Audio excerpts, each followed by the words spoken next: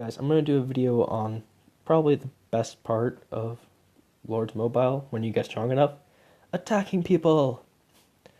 Okay, so usually guilds have their own rules on who or who you can't attack. So I'm going to check out this guild right here and see. So he's a guild that's weaker than mine, and he's Vietnamese, and they did a cool thing with a gun here somehow. So my guild rule states no attacking English guilds and no attacking guilds stronger than us. My guild is currently 400 mil might, so yeah, I'm free to attack him. So first, I'm going to scout him, which will cause this cool Rough Rider to go run over and scout him. The amount of information you get from a scout report will be based on your current level of scout research. Go to military, and we can go, to scroll up. Intelligence report, that is your scout research. So as you increase level, you get more information. So currently, I get the name, estimated size of each squad and his army, as well as the player's name and the name of the players of allied troops and garrison troops out of the target's army. Or target castle, I mean. Yeah, and so that's important to have it upgraded. If your account is based primarily for attacking, if you're doing multiple accounts and it's a farming account, you can pretty much ignore it. So I get information. So let's see. So he has 95.8k gold, which is good. So I'll take all of that.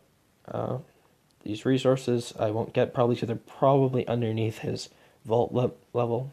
His wall is strong, but he has no troops, and they might help you out farming. And his trap, he has some traps that I'll just blow through because I'm using T3 troops on him because I have them.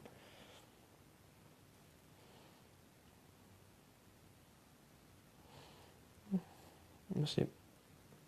So I'm going to attack him, and I'm going to auto-select my heroes because, just to show you that you can do that, and then you go into your heroes.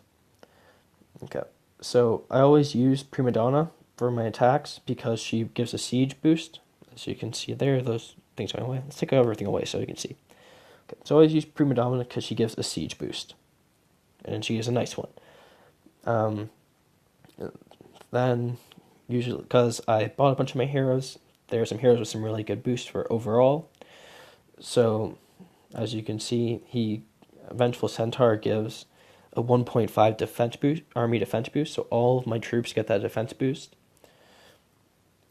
Here I get an 1.5% army attack boost, which is great. Or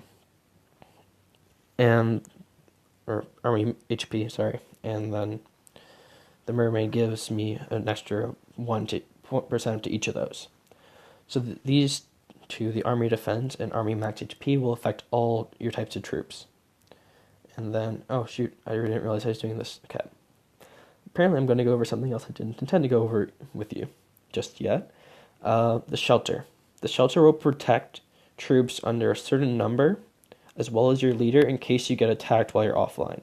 You can choose how long you want to shelter them for. I always shelter for 12 hours because you can always withdraw and put them back in without any penalty. So this is just, I got to shelter that many troops. My maximum is the 1,100k. And you also shelter your leader. So if you get attacked, none of those troops would be injured, while if you don't shelter them, they will automatically go to war when you're attacked. Okay, so now I'm going to go click on this guy and hit attack again. Do not rally attack. That is rallying, which I'll discuss in a different video. And it is a bad thing to do without permission of your guild. So I want to send my leader because you get special leader boosts, which I mentioned in the last video. All the green things along the side of the line, not my last video, the video in which I talked about leaders and leader gear. All those green things along the side only apply if you send your leader into battle. So Prima Donna because siege, and then my pay for guys because they give really nice boosts. Okay. And now you select your heroes. I can hit auto assemble. It'll just give me all the troops I have, which I might as well because I don't really care about attacking anyone else today. Yeah, basically. You want to have a fair amount of siege because you'll lose troops at the wall, which I'll discuss again later when you see the actual battle. Because I can show you the battle, which is nice. My troops are off. Going to take them 45 seconds because of my current research in terms of movement. If you go to your academy, it's right next to the research in military for the intelligence report, quick maneuvers. There's 3 different levels of quick maneuver you can research, which increase how fast your army travels. The biggest difference is seen with troops, though. Siege take a lot longer to get places than horsemen than cavalry do. So like that matters. They're gonna hit there soon. Less than 10 seconds. You'll see when I hit him, he's gonna burn, which is a nice special effect. They change it for Halloween, which is really cool. So now I can either hit the top button here, or I can go to look at the battle report, which tells me I captured my enemy leader, how much resources I got from them, XP bonuses to my heroes, information about my wounded and dead and their wounded and dead. If you go to battle report, it just gives you a more in-depth report telling you who died and what. I lost some sharpshooters, which sucks, but oh well. I can easily replace those. I keep 40% minimum of my troops I'm sending out, T2 troops, because they're much quicker and much easier to replace than T3 troops.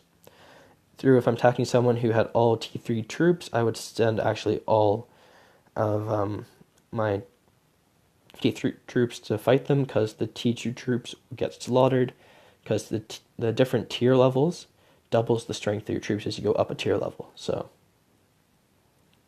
and you can view battle, you can actually watch how the fight plays out. So as you're going to see, my catapult immediately destroys wall.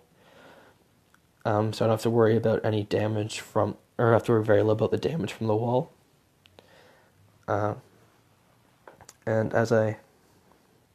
if I had not had that, I would have been stuck against the wall. My troops would have been attacking the wall, and the traps they have on their wall would have been hurting me. So that's the reason not to do that. And then another thing that I didn't mention about that had to do with hives that I didn't really show is that, say I wanted to send somebody resources through helping, so I want to send them supplies. It's set to the same time limit as everything else. So I want to send, anyone close enough by? Okay. So I want to send him food, or I don't have any food, so I'll send him stone, just because. This is one of the reasons you want to have a hive, because it will now take me 38 minutes to travel to send him food, which sucks, because that's a really long time, and then my troops have to come back in 38 minutes. When you're a hive, you're just sending it to, say, there, and that's going to be a minute, maybe, tops. So that's one of the reasons people like to have hives, because it just keeps you a lot closer together, and you can send resources more easily between people if people need resources for upgrades or whatever. Okay, so that's basically attacking, and not much more to it. Just be careful. Don't attack people in stronger guilds.